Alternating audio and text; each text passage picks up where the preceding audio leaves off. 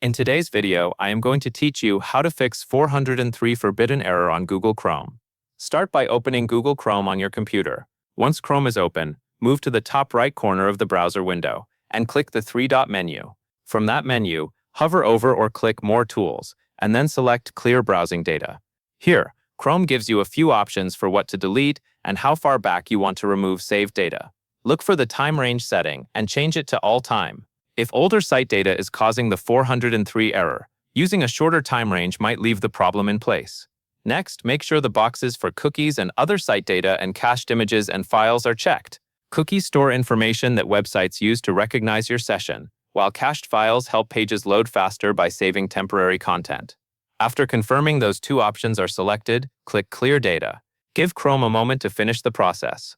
Once the clearing is complete, close the browser and restart it. Restarting helps Chrome load fresh session data and apply the changes properly. When Chrome opens again, go back to the website that was showing the 403 forbidden error and try loading the page again. In many cases, this simple cleanup fixes the issue right away because the browser is no longer using old or conflicting website data. That covers everything you need to know.